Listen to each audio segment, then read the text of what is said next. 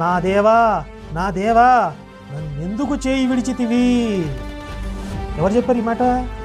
స్వయంగా యేసు.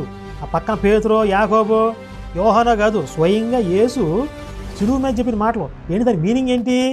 ఓ దేవుడా ఓ దేవుడా నన్నెందుకయ్యా మోసం చేసావు నువ్వు అని అర్థం. నన్నెందుకు చేయి విడిచితివి ఏంటి అర్థం?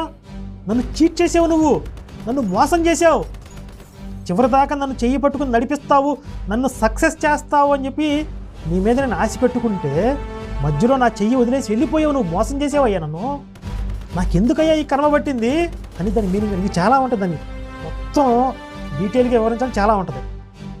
ఇది యేసు మరణ వాంగ్మూలం. ఇప్పుడు అన్నాడు కదా, కోర్టులో 2-3 సాక్ష్యం కంటే కూడా మరణ వాంగ్మూలానికి ఎక్కువ విలువ ఉంటుంది. ఎందుకంటే చచ్చిపోయేవాడు అబద్ధం చెప్పడం. అంతకుముందు ఎన్ని నాటకాలైనా ఆడొచ్చు, ఎన్ని రకాలైన మాటలైనా మార్చొచ్చు, కానీ చచ్చిపోయే చివరి క్షణంలో వాడు అబద్ధాలు చెప్పలేడు. శరీరం మనసు సహకరించవు.